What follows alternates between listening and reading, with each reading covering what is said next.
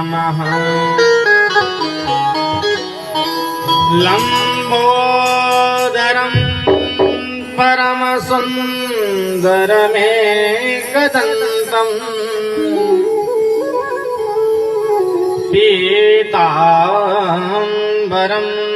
प्रणयनं परमं पवित्रम्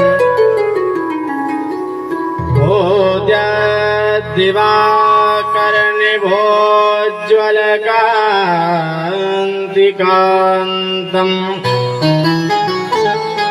विघ्नेश्वरं सकलविघ्नहरं नमामि। जयन्ती मंगलाकाली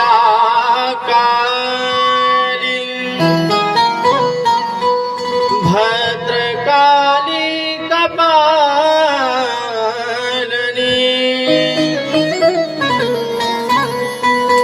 दुर्गा क्षमा शिवा धात्री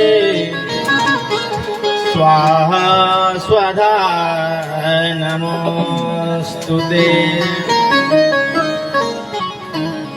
अज्ञानतिमिरान्धस्य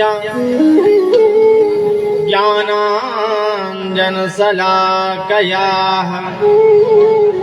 चक्षुरुन्मीलितं येन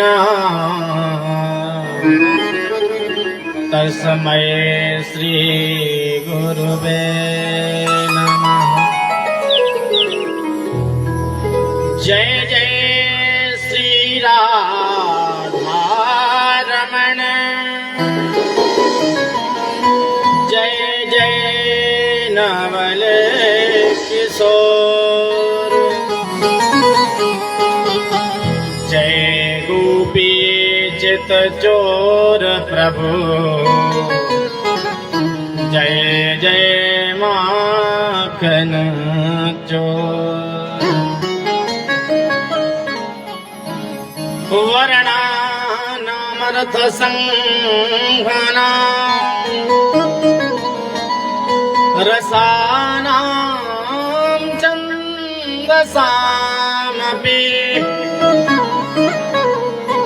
मंगलानां च कर्तारो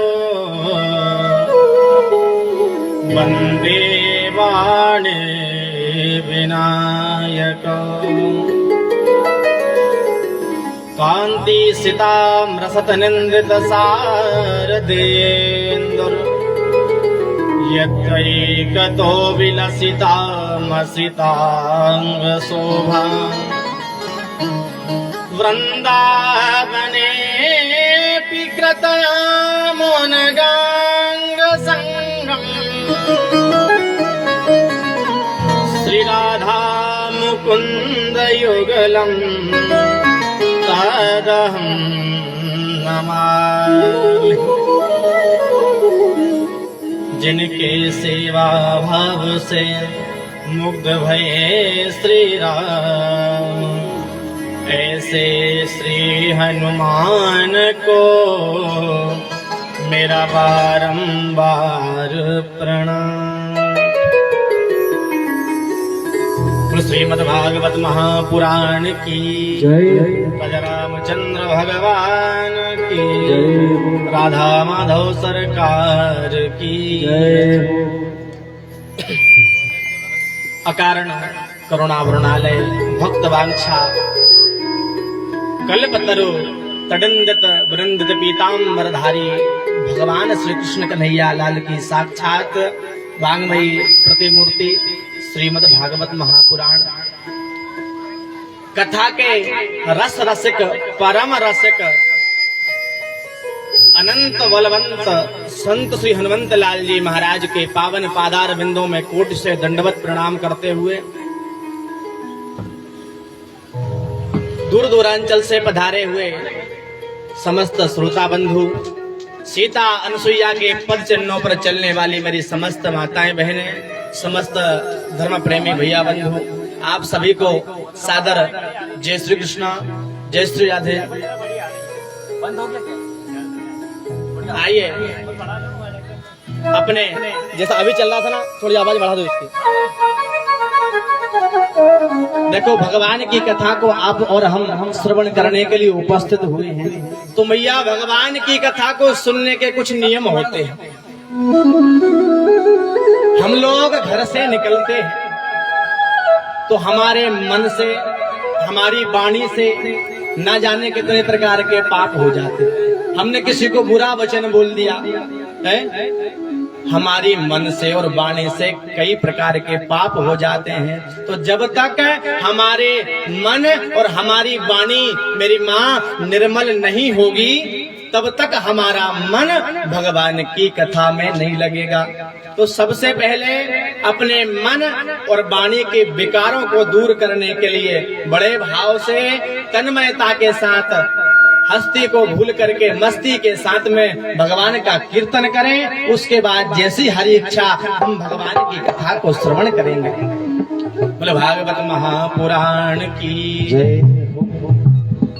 हे नाथ नारायण वासुदेवा, हे नाथ नारायण वासुदेव। और सभी लोग मेरे साथ में बड़े भाव से बोलना मेरी माँ। श्री कृष्ण गोविंद हरे मुरारी, हे नाथ नारायण वासुदेव। श्री कृष्ण गोविंद हरे मुरारी, हे नाथ नारायण वासुदेवा। श्री कृष्ण गोविंद हरे मुरारी, हे नाथ नारायण वासुदेवा। श्री कृष्ण गोविंद हरे मुरारी, हे नाथ नारायण वासुदेवा। पितमात स्वामी सखा हमारे, पितमात स्वामी सखा हमारे, पितमात स्वामी सखा हमारे, पितमात स्वामी सखा हमारे। हे नाथ नारायण वासुदेवा, हे नाथ नारायण वासुदेवा। एक बार दोनों हाथ उठा करके बड़े भाव से मेरे साथ में गाओ ना मैया, बड़ा आनंद आएगा। श्री कृष्ण गोविंद हरे मुरारी, हे नाथ नारायण वासुदेवा। श्री कृष्ण गोविंद हरे मुरारी, हे नाथ नारायण वासुदेवा। प्यारे की जय हो।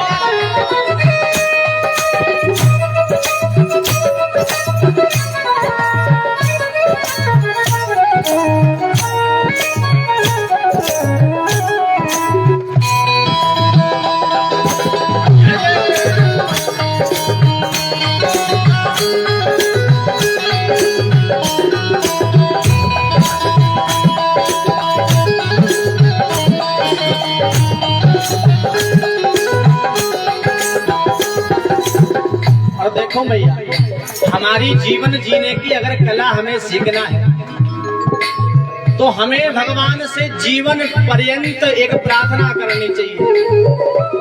बड़े बड़े संत महात्मा, बड़े बड़े विमलात्मा, अमलात्मा जन्म जन्म तक तपस्या करते हैं। क्यों?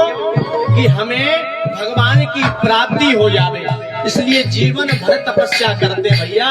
जन्म जन्म मुनि जतन कराई, लेकिन अंत राम मुख आवत नाही। मरते समय, अंत समय में भगवान का नाम मुख से नहीं निकल पाता भैया। तो प्रार्थना करना कि मेरे ठाकुर जी, हे मेरे परमात्मा, हे मेरे दयालु, हे मेरे कृपालु, आप जीवन में जीते जी मेरा साथ देना या मत देना, लेकिन देहांत काले तुम सामने हो, देहांत काले तुम सामने हो। हे प्रभु, जब छोड़ चलूं इस दुनिया को, होठों पर नाम तुम्हारा। हे कन्हैया, जब मैं इस दुनिया को छोड़ करके जाऊं ना, मेरा देहांत काल आए तब मैं आपसे एक ऐसी प्रार्थना करता हूँ मेरे ठाकुर, आप मेरे सामने आकर के खड़े हो जाना प्रभु, मेरी मुक्ति भी सफल हो जाए। देहांत काले तुम सामने हो, देहांत काले तुम सामने हो। प्रभु जब मैं इस संसार को छोड़ करके जाने लगूं ना, एक सुंदर सी छवि मेरे सामने आकर के खड़ी हो जाए। कैसे? बंसी बजाते श्याम मन को लुभाते, बंसी बजाते श्याम मन को लुभाते। और प्रभु उस समय यह गीत गाते मैं तननाथ जाऊं, यह गीत गाते मैं तननाथ जाऊं। हे नाथ नारायण गोविंद हरे मुरारी, हे नाथ नारायण वासुदेव। जय हो, ताली की सेवा करो, राधे।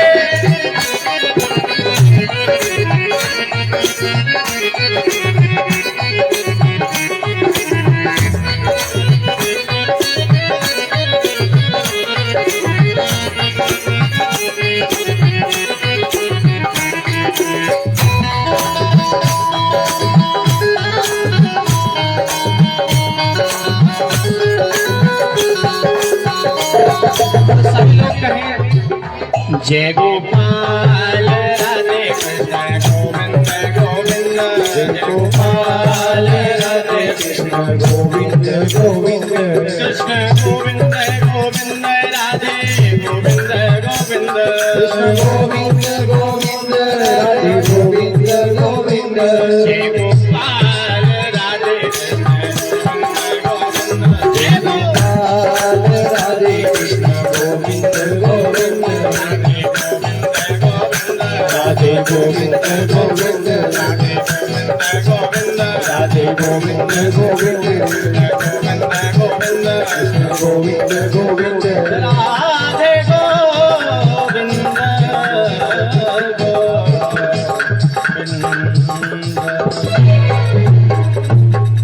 बोले भागवत महापुराण की जय। देखो ऐसे नहीं, भोजन करके सब आए ना घर से, किसी का व्रत तो नहीं है भैया, सब भोजन करके आए हैं ना, तो फिर देखो भगवान की कथा ऐसे बैठ करके नहीं सुनी जाती है। बोले भागवत महापुराण की। हाँ, अब लगा कि हम लोग यहाँ पर कुछ श्रवण करने, कुछ सुनने के लिए उपस्थित हुए हैं। देखो भैया, भगवान की कथा सुनने का अधिकारी हर कोई नहीं होता है मेरी माँ। यहाँ पर वही व्यक्ति आता है जिसको मेरा ठाकुर बुलाता है। हर कोई भगवान की कथा में आ भी नहीं सकता भैया। आप घर से निकल गए कि चलो हमारे घर के पास में, हमारे मोहल्ले में भागवत कथा हो रही है, तो चलो हम सुन करके आ जाए। लेकिन अगर मेरे ठाकुर जी को, आपको भगवान की कथा का अधिकारी नहीं बनाना ना भैया, तो रास्ते में तमाकू घुसने में लग जाओगे महाराज, यहाँ तक आए नहीं पाओगे। और जब यहाँ पर आए तो यहाँ पर आकर के सुना श्री भागवत भगवान की है आरती। महाराज यहाँ तो आरती होने लगी। निकले थे घर से कि चलो भगवान की कथा सुनेंगे, आए थे हरि भजन को सो कोटन लगे कपास। वहां जब गर्भ में थे ना मैया, तो भगवान से एक ही प्रार्थना करते थे, प्रभु इस गर्भ रूपी नरक से हमें बाहर निकाल दो। हम जैसे ही गर्भ से बाहर जाएंगे ना, तो मेरे ठाकुर आपका भजन किया करेंगे। लेकिन महाराज जैसे ही इस गर्भ से बाहर आए, तो आकर के ये माता, ये पिता, ये भाई, ये बहन, ये संसार के सारे नातों में लग गए महाराज। संसार के नातों ने ऐसा जकड़ लिया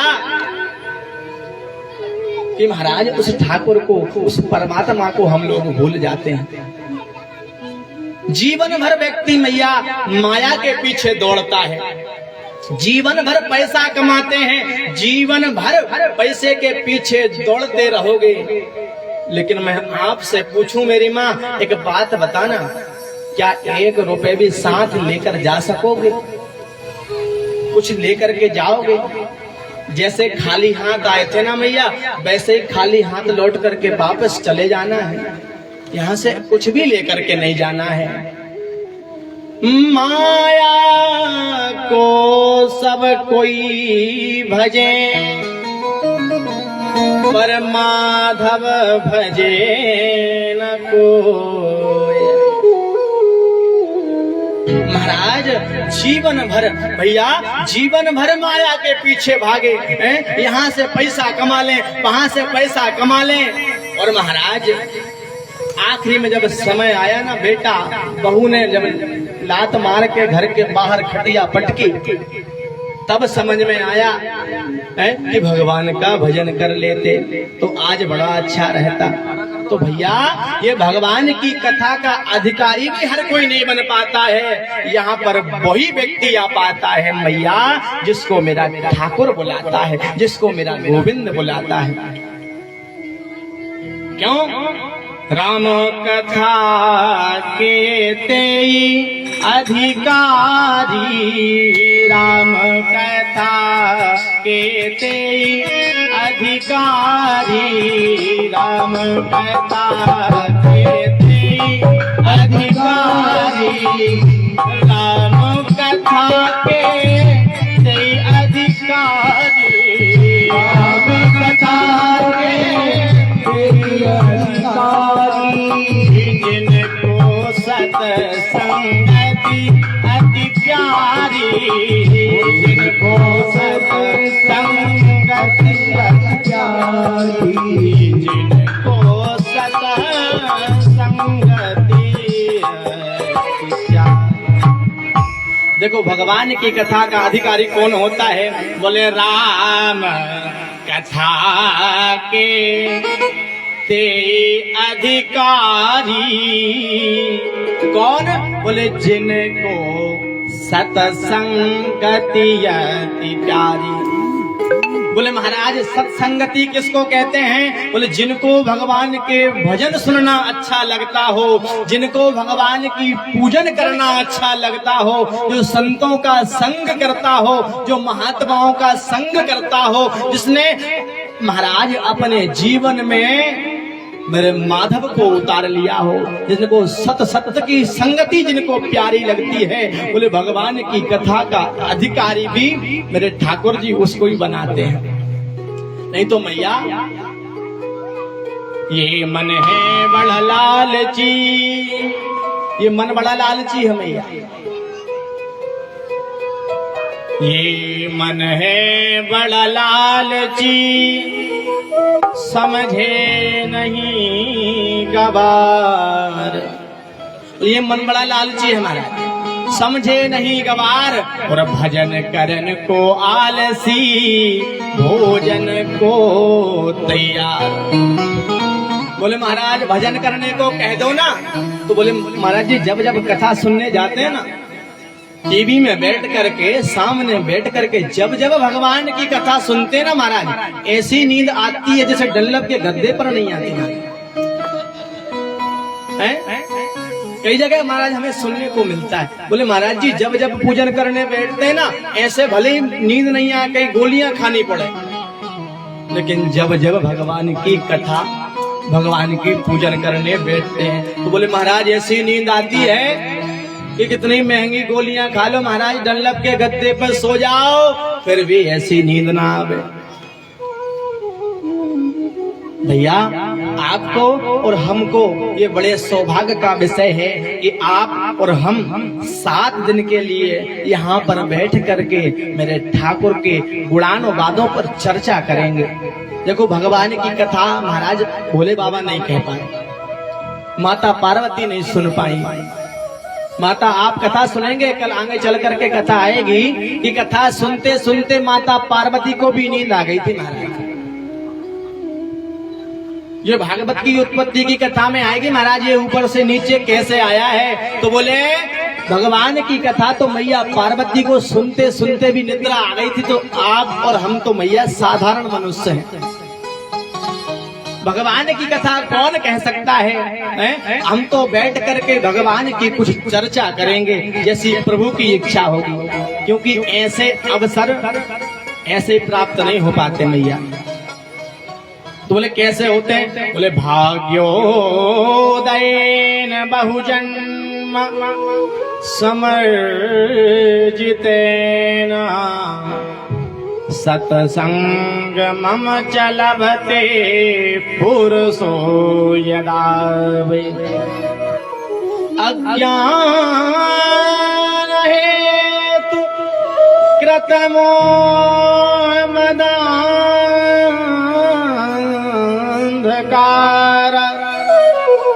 नासं विधाय हि तदो दयते विवेकः।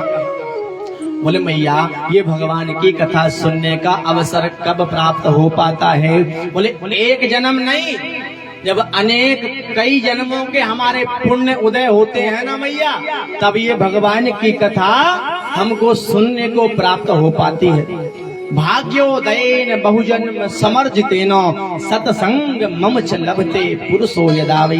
जब कई जन्म जन्मांतर के हमारे पुण्य उदय हो जाते हैं, तब हमें भगवान की परम मंगलमयी, ममतामयी, करुणामयी, दयामयी कथा को सुनने का अवसर प्राप्त हो पाता है मैया। आवत यही सर बड़ी कठिनाई। आप और हम बैठे ना मैया, यहाँ तक आने में बड़ी कठिनाई होती है। जो मैया हमारी कथा कराने में ये प्रयासरत थी, उनसे पूछो कि यहाँ तक आने में क्या कठिनाई हुई है। हमें महाराज श्री जी के द्वारा सुनने का अवसर प्राप्त हुआ कि भैया बड़ी मुश्किल से, बड़े जतन के बाद महाराज ना धूप देखी न रात देखी, दिन भर आप सबके प्रयास रहे, तो महाराज आज आप और हम बैठ करके कथा सुन पा रहे हैं। आप सबकी भक्ति थी तभी ठाकुर जी यहाँ पर आए, नहीं तो भैया कल तक ये स्थिति नहीं थी कि कथा हो पाएगी या नहीं हो पाएगी। लेकिन भैया जब कहते ना मैया, जब उसकी कृपा हो जाए ना, उसको जहाँ पर आना है संसार के लोग लाख बिगाड़ लें, लेकिन जब उसको आना है ना भैया, फिर कोई नहीं रोक सकता। जब भगवान अवतार लेने आए तो कितने विघ्न आए, कंस ने कितने राक्षसों को भेजा भैया, कितनी विघ्न बाधा आए। तो जब आप धर्म का काम करेंगे ना मैया, तो बाधाएं तो झेलना पड़ेगा। आप एक पुण्य का काम करना, आपको 50 लोग पैर अड़ाने वाले मिल जाएंगे भैया, और आप पाप करने जाना ना तो कोई नहीं रोकेगा, जाओ भैया करे आप।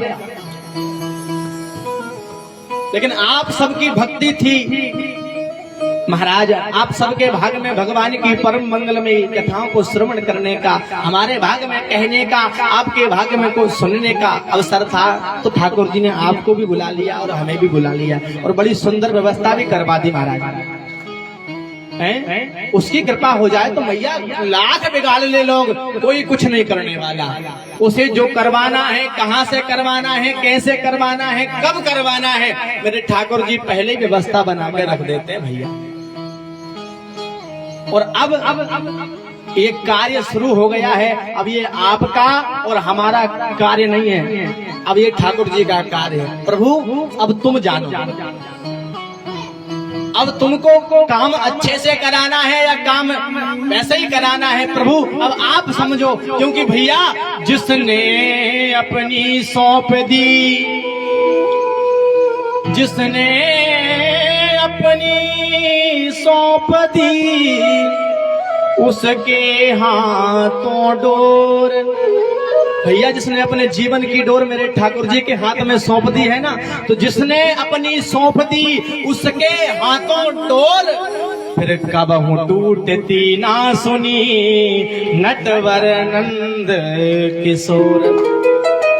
अब संसार के लोगों पर आसक्त रहोगे ना मैया तो परेशान हो जाओगे, और संसार के लोगों को छोड़ करके भगवान के ऊपर आसक्त रहो ना, तो भैया कभी आपका कोई कुछ बिगाड़ने वाला नहीं है। भैया ये भगवान की परम मंगलमय कथा है, जिसको आप और हम यहाँ पर सुनने के लिए उपस्थित हुए हैं मैया। ये महाराज ये कथा ऊपर स्वर्ग में भी नहीं मिल पाती भैया। स्वर्ग से देवता लोग भी नीचे आते हैं कथा सुनने के लिए। यहाँ पर आप और हम जो पुण्य करते हैं, कोई ज्यादा पुण्य कर्म कर लेता है ना भैया, तो वो देवता बन जाता है। वहां पर जाकर के जो कहते हैं जो 100 यज्ञ पूरे कर लेता है वो इंद्र की पदवी का अधिकारी हो जाता है। तो यहाँ पर जो आप पुण्य करोगे, आपका अकाउंट मजबूत होगा तो आप देवता बन जाओगे वहां पर जाकर के। और जब तक आपके अकाउंट में, आपके खाते में जो पुण्य रहेंगे तब तक आप वहां पर रहोगे। वहां पर केवल पुण्य खर्चा होते हैं, कमा नहीं पाते देवता। तो महाराज ये मानव का शरीर ऐसे ही नहीं मिल पाता भैया। देखो ठाकुर जी की कितनी बड़ी कृपा है। लोग कहते हैं महाराज हम बड़े दुखी हैं। भैया संसार में बताओ सुखी कौन है? कोई कह सकता है सीना ठोक करके कि मैं पूर्णतः हर तरह से सुखी हूँ? भैया संसार में किसी व्यक्ति के पास में चले जाना, हर व्यक्ति दुखी मिलेगा भैया। कोई तन दुखी, कोई मन दुखी, कोई तन से दुखी होगा, कोई तन दुखी, कोई मन दुखी, कोई धन बिन रहत उदास, और बोले थोड़े थोड़े सब दुख। तो भैया सुखी व्यक्ति भी संसार में सुखी भैया वही हो सकता है। कौन? सुखी राम के दास। भगवान का जो दास होगा वही संसार में सुखी रह सकता है। महाराज कई लोग तो कहते हैं भैया कि कथा पांडाल में आ भी जाओ ना, तब भी भगवान की कथा के अधिकारी नहीं, हम नहीं हो पाते भैया।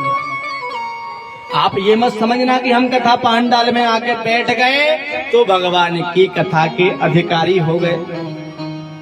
कई लोगों को आप देखना कथा पांडाल में जाएंगे, कथा पांडाल में जाकर के बैठ जाएंगे और बैठ करके देखेंगे वो फलानी जीजी आई कि नहीं आई है, उसने कैसे रंग की साड़ी पहन रखी है, वो क्या कर रही है, वो देखो कथा में कैसे नाच रही थी। तो महाराज जो कथा का अधिकारी नहीं है ना, उसे कथा से कोई मतलब ही नहीं। क्यों? टाइम पास नहीं हो पाता, पूरे मोहल्ले की महिलाएं इकट्ठी नहीं मिल पाती। चलो कथा पांडाल में सब मिल जाएंगे देखने को, वहीं पर सबसे बातें भी कर लेंगे। बोलो राधे राधे, ऐसे नहीं जोर से बोलना पड़ेगा, राधे राधे।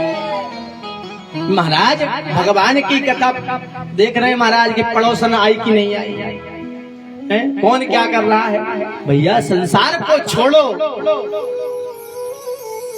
और मेरे ठाकुर को, मेरे भगवान को पकड़ो, सो आपका उद्धार हो जाएगा। और भैया ये भागवत क्या है?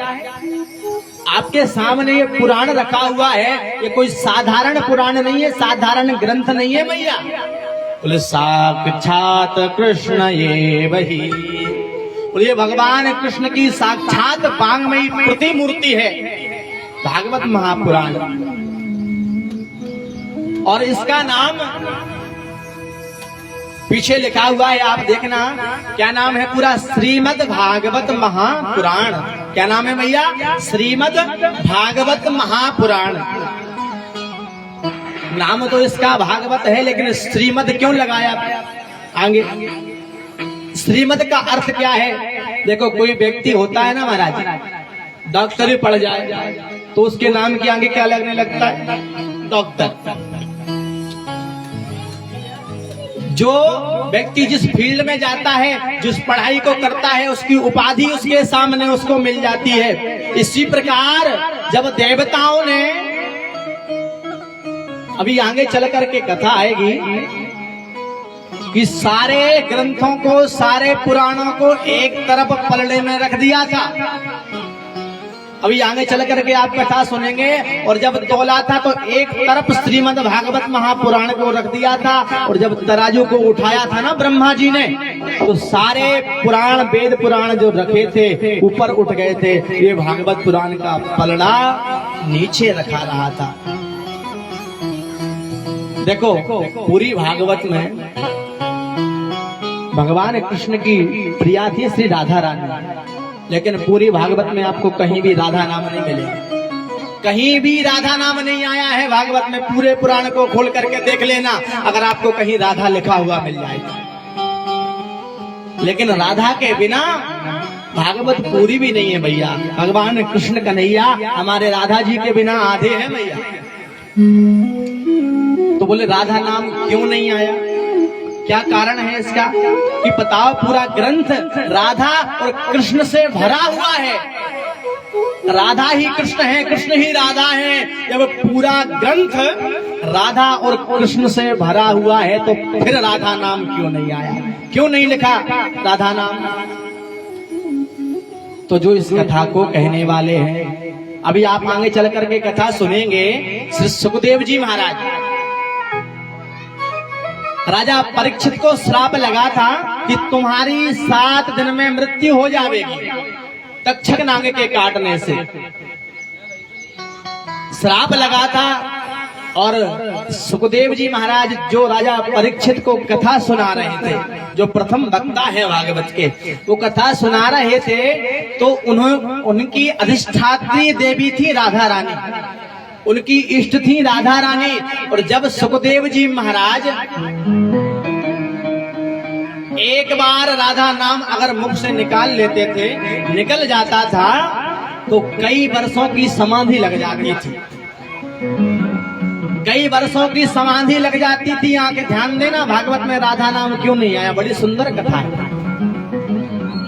राजा परीक्षित को सुखदेव जी महाराज कथा सुना रहे थे, और सुखदेव जी महाराज की अधिष्ठात्री देवी थी राधा रानी। जब एक बार सुखदेव जी महाराज राधा नाम अगर ले लेते थे मैया, तो कई वर्षों की समाधि लग जाती थी, और उनको 7 दिन में राजा परीक्षित को कथा सुनानी थी। तो उन्होंने राधा नाम नहीं लिया, तो क्या कह करके उच्चारण किया? श्री। श्री कहते हैं लक्ष्मी को, लक्ष्मी स्वरूपा श्री राधा रानी, श्री कह करके कहा। तो सबसे पहले क्या लगाया? श्रीमद् भागवत। श्री और एक अर्थ और बताते हैं, हमारे पूज्य गुरुदेव बताया करते थे कि श्री का अर्थ होता है लक्ष्मी, श्री का अर्थ होता है लक्ष्मी संपत्ति। तो सारे संत महात्माओं ने, सारे देवताओं ने भागवत को उपाधि दी, बोले श्रीमद् भागवत। हमें हमारे ऐसी संपत्ति पर, हमें हमारे ऐसे पुराण रूपी धन पर हमें बड़ा गर्व है, मद है। मद का अर्थ होता है अभिमान। देखो संसार का मद, हम इसकी बात नहीं बोल रहे कि कुछ आजकल के लोगों के पास में जरा सा पैसा आ जाए ना भैया, तो बड़ा अभिमान आ जाता है। जरा सा पैसा आ गया महाराज तो बड़ा अहंकार, अभिमान आ जाता है। छोटे मोटे लोगों को कुछ समझना ही नहीं है महाराज। भैया जहां पर अभिमान आता है, वहां से मेरे भगवान चले जाते हैं। जहां राम तह काम नहीं, जहां अभिमान, जिस मन में अभिमान भरा होता है ना, वहां पर हमारे ठाकुर जी, हमारे भगवान नहीं आते। भगवान तो कहते हैं भैया, निर्मल मन जन सो मोहि पावा, निर्मल मन जन सो मोहि पावा, मोहि कपट छल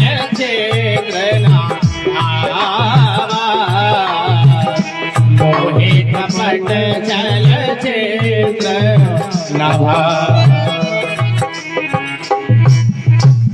भगवान कहते हैं कि तुम मुझे 56 भोग नहीं लगा पा रहे, मत लगाओ। तुम भगवान को पूजन नहीं करने नहीं जा पा रहे, मत जा पाओ। लेकिन भैया अपना मन निर्मल रखो। हैं? मन में भरा हुआ है छल, तो क्या करेगा एक लोटा जल। महाराज मन में अगर छल भरा है तो क्या कर लेगा एक लोटा जल? आप तो एक लोटा जल नहीं, पूरी की पूरी बाल्टी चला करके आ जाओ महाराज, तो भोले बाबा प्रसन्न नहीं होंगे।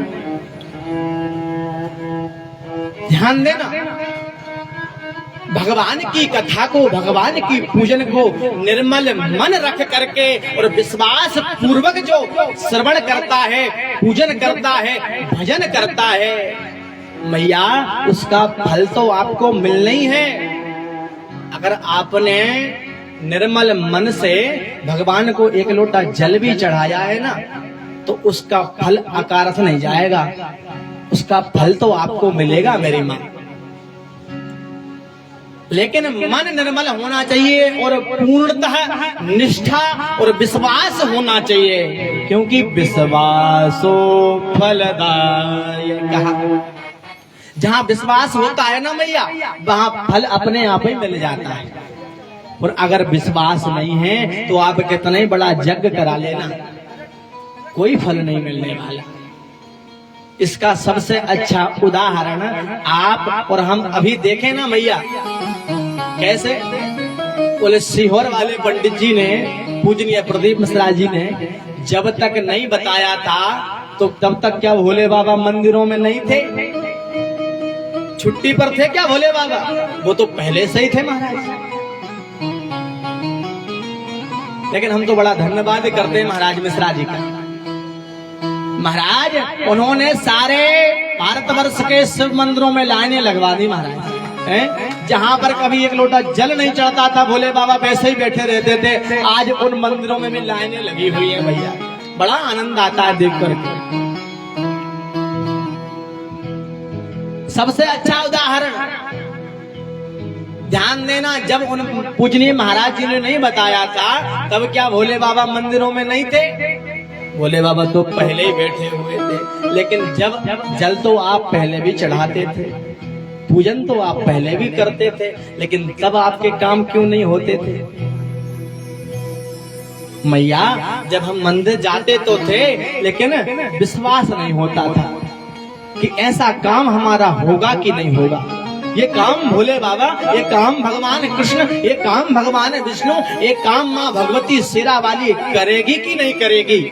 तो जहां संशय आया, जहां संशय आया महाराज, फिर समझ लो वहां काम होना ही नहीं है।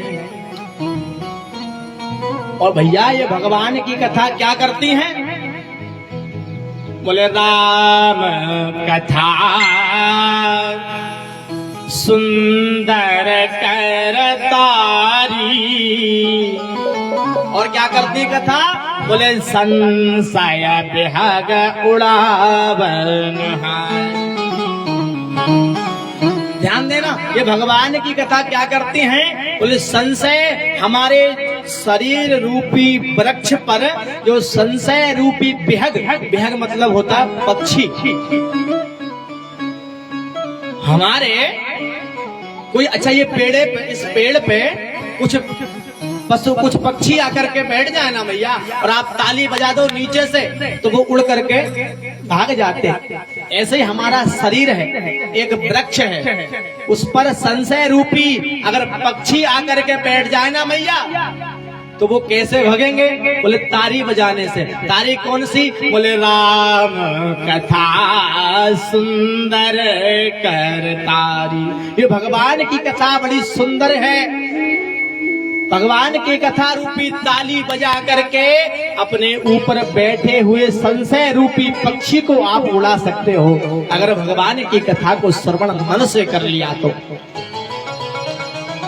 लेकिन भैया विश्वास हो फलदायका, विश्वास से अगर भगवान का पूजन करोगे, भगवान की कथा सुनोगे तो भगवान प्रसन्न हो जाएंगे। और मन में अगर छल भरा हुआ है, अगर कपट भरा हुआ है, तो लाख पूजन कर लेना, कोई फल मिलने वाला नहीं है मेरी माँ, कोई फल मिलने वाला नहीं। इसलिए कहे कि हे प्रभु, हे मेरे ठाकुर जी, अपने जीवन की डोर उस ठाकुर के हाथ में सौंपे रखो, और कहें अरे जीवन है तेरे हवाले,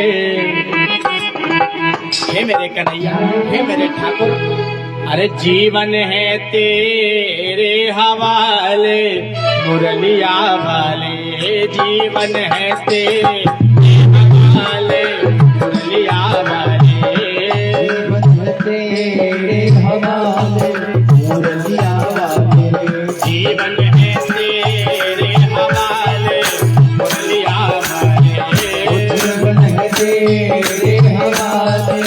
मुरलिया वाले, आके मुरलिया वाले प्यारे मुरलिया वाले, आके मुरलिया वाले प्यारे मुरलिया वाले, आके मुरलिया वाले, आके मुरलिया वाले प्यारे मुरलिया वाले, आके मुरलिया वाले प्यारे मुरलिया वाले। और देखो क्या अकेला हमारा जीवन ठाकुर जी के हवाले? अरे आप लोगों को देखो, जो दवाई खाएगा उसको ही फायदा मिलना है हमारा। बड़े भाव से ताली की सेवा करें, और जिसको नृत्य करना हो वह शर्म भी नहीं करना हमारा, क्योंकि ठाकुर जी के दरबार में जेने खाई शर्म बाके फूटे करो। जीवन है तेरे हवाले मुरलिया वाले, जीवन है तेरे हवाले मुरलिया वाले, जय हो हे हरि।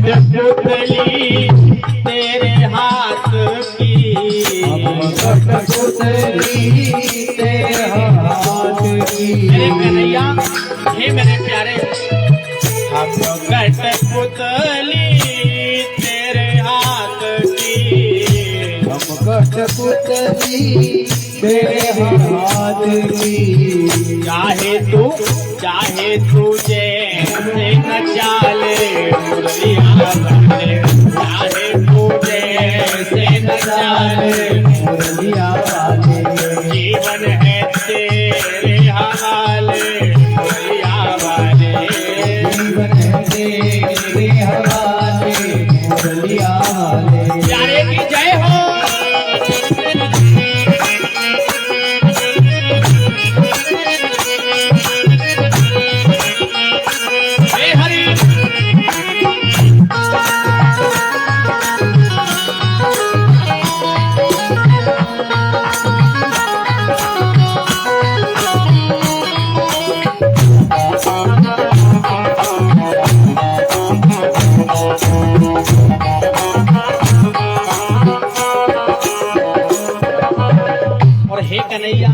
हे मेरे ठाकुर, हम तो मुरली तेरे अधरों की, हम तो मुरली तेरे अधरों की, हम तो मुरली तेरे अधरों की, हम तो मुरली तेरे अधरों की, चाहे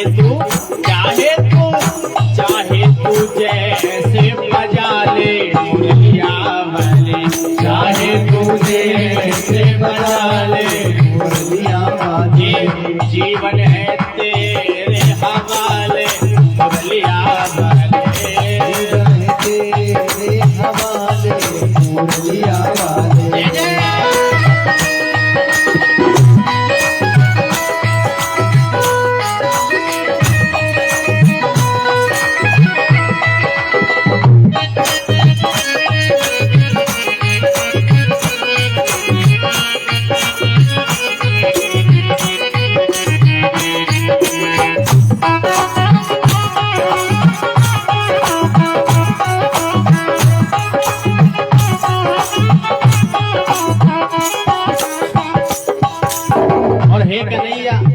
हम दीवाने तेरे मोहन, हम दीवाने दीवाने तेरे मोहन, अब दीवाने तेरे मोहन, अब तू ही अपना ले मुरलिया वाले, अब तू ही अपना ले मुरलिया वाले। ये जीवन है तेरे हवाले मुरलिया वाले, ये जीवन है तेरे हवाले मुरलिया वाले, बाके मुरलिया वाले, प्यारे मुरलिया वाले, बाकी मुरलिया वाले, प्यारे मुरलिया वाले। जीवन है तेरे हवाले मुरलिया वाले, जीवन है तेरे हवाले मुरलिया वाले, जीवन है तेरे हवाले मुरलिया वाले, जीवन है तेरे हवाले मुरलिया वाले।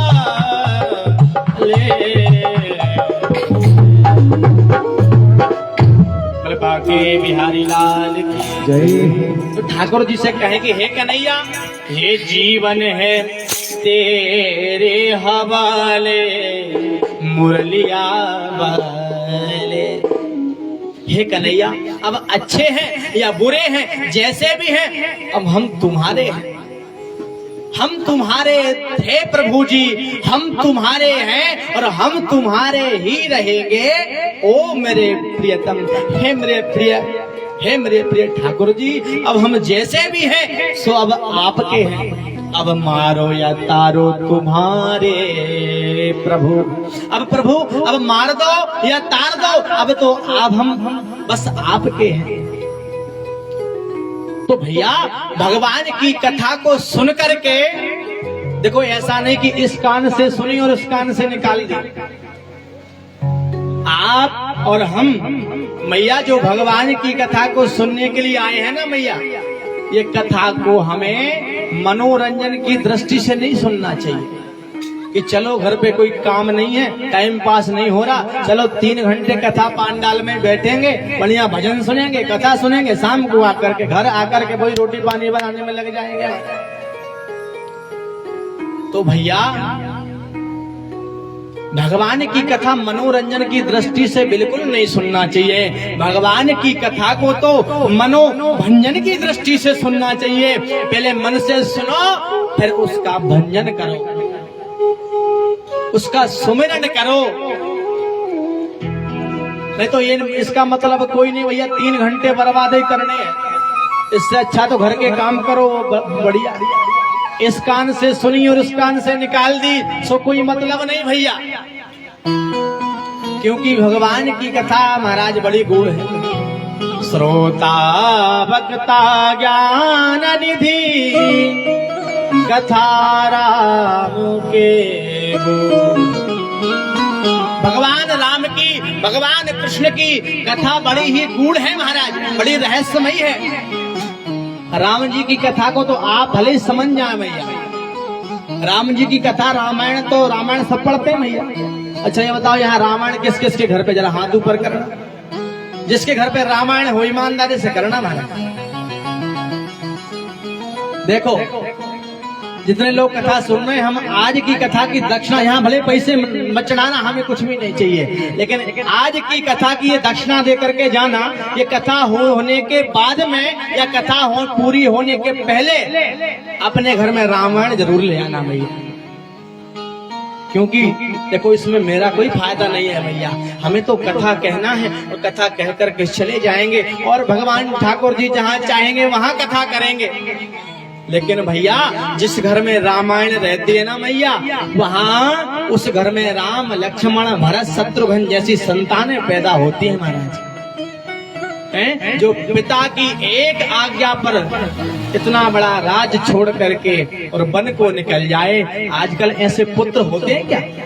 जरा कभी बोल करके देख लेना अपने पुत्रों से, हैं कि बेटा अब जाओ, हमारी संपत्ति पर तुम्हारा कोई अधिकार नहीं है, तो या तो रात में महाराज आत्महत्या हो जाएगी, या दूसरे दिन कोई थैले में टंगे हुए मिलोगे, कहीं फोटो टंग जाएगी महाराज घर में, फिर वहां से देखते रहना महाराज चुपचाप, बोलो राधे राधे। तो भैया अगर हम लोग अपने संस्कारों से दूर हुए हैं मेरी माँ, तभी हम लोग परेशान हैं। हमने रामायण पढ़ना छोड़ दिया।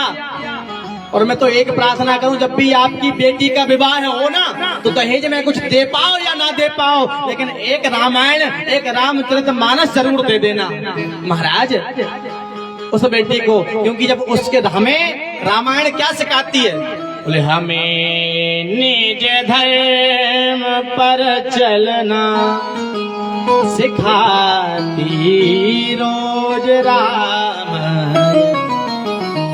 हमें ये भगवान की कथा क्या सिखाती है मैया? हमें आप रामायण को उठा करके देखो, एक पिता पुत्र को कैसे रहना चाहिए, एक भाई भाई को कैसे रहना चाहिए, हैं? भैया ये रामायण सिखाती है कि हमें घर में किस प्रकार रहना है, कैसे रहना है, ये हमें रामायण सिखाती है भैया। हमें किस प्रकार रहना है, ये हमें भगवान की रामायण सिखाती है। हमें निज धर्म पर चलना